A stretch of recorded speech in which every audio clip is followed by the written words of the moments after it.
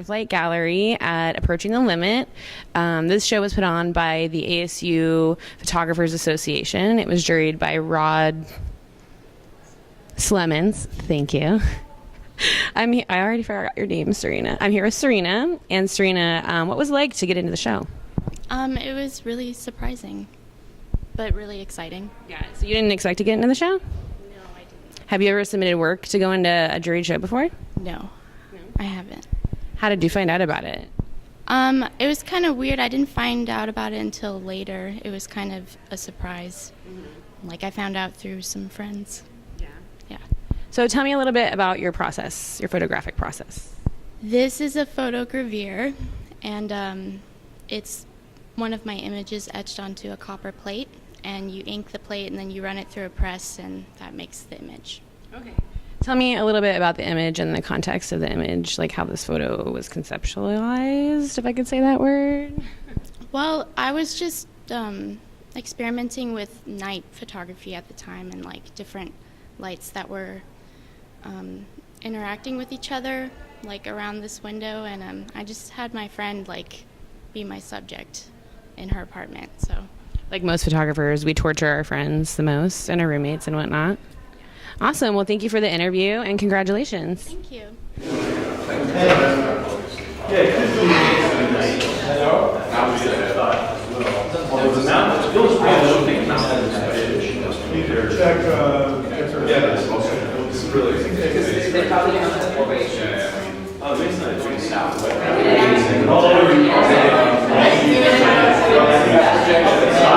Here with Thomas Locke Hobbs at Step Gallery. First of all, Thomas, what's the name of the show and how long does it go? The name of the show is Ochava Solstice, and it is up all this week. Today's January 29th, 2013, and it's up until Friday, February 1st. Awesome. First of all, the first thing that struck me about the show is your non-traditional way of displaying your photographs. Can you tell me a little bit about the inspiration behind that?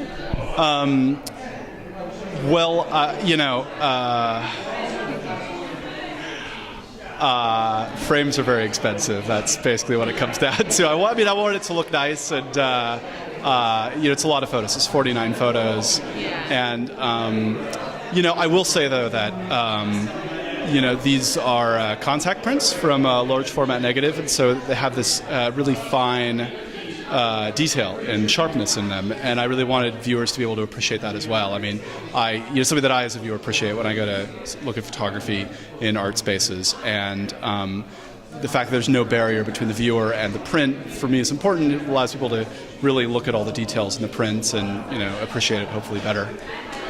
Yeah, I completely agree with you on that, and I think breaking that barrier is something that brings it contemporary as opposed to framing it and locking it away in a traditional way. So I read your artist statement, and if people want to read your artist statement, they can come in and have a read.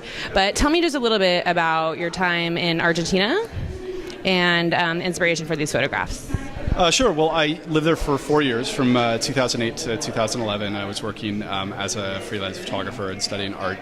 And this was just kind of this phenomena that I noticed. I mean, I actually noticed it the first time working on a class assignment for the photography class that I was taking. And I kind of mulled it in the back of my head for about a year, and then decided that it was worth pursuing.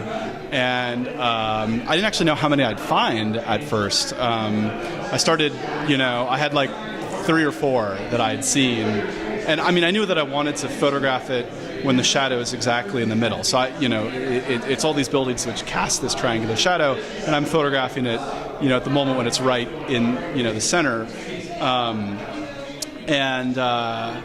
It seemed like this sort of interesting, sort of occurrence, and, sort of this busy city, it's chaotic, we're sort of going about our life, and here's this thing, this moment that occurs that kind of, transcends the city, and kind of you can have this experience of perception that connects you, I think, with kind of, the solar system, right? The Earth going around the sun, and the Earth rotating on its axis is visible and evident even in this extremely urbanized environment.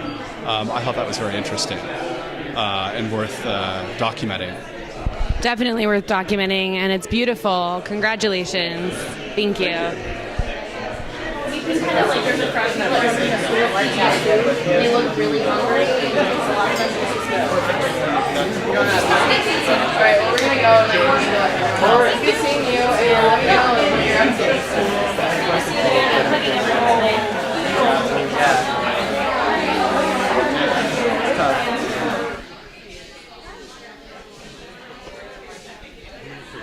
photography show. Hi, Megan. How are you? Good. You're not blushing. Oh, you are blushing now. It's cute.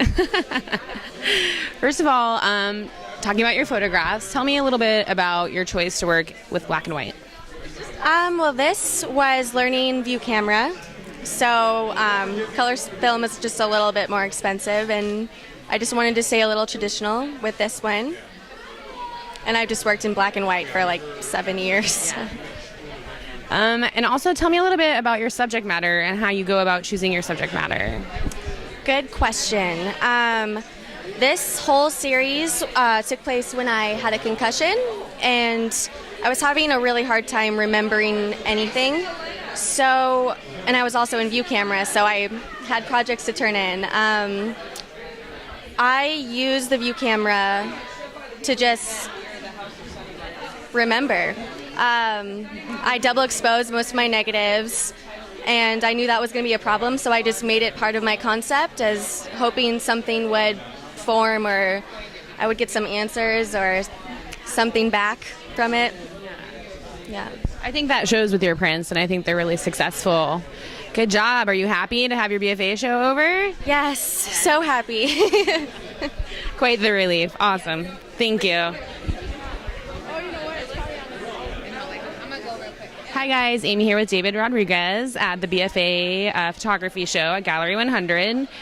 The show is open until February 1st.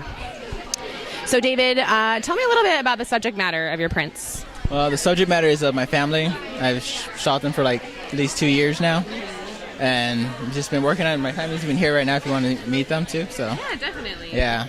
You're adorable. What else would you like to know? I'm interested in the composition. Generally, with photography and subject matters, you see the subjects either off to one side or the other, kind of breaking the frame. And yours are right in the middle, which I find really interesting and kind of brave. Was that a conscious decision, or did you just see it and like it? It kind of happens on its own. Like, I don't even realize it until after I've done it. Mm-hmm. But it seems to be something I've been doing with all my portraits. I just seem to shoot centered. Mm-hmm. I don't know if I like things centered for some reason, but yeah. I'm trying to break out of it though. No, I like it. I really enjoy it. And I think the colors lend to the success of them being right in the middle, too. Do you, how much do you alter the colors on the prints? I don't really alter them too much. I just like balance the lights out, you know? Just, because sometimes blue might be too blue, so I just even that out. Great. And I love their scale, too. I think the scale is perfect for the subject matter. Thank you. Congratulations. How does it feel to have your BFA show finished? Excited and nervous at the same time. Just a little overwhelming. Well, good job. Thank you.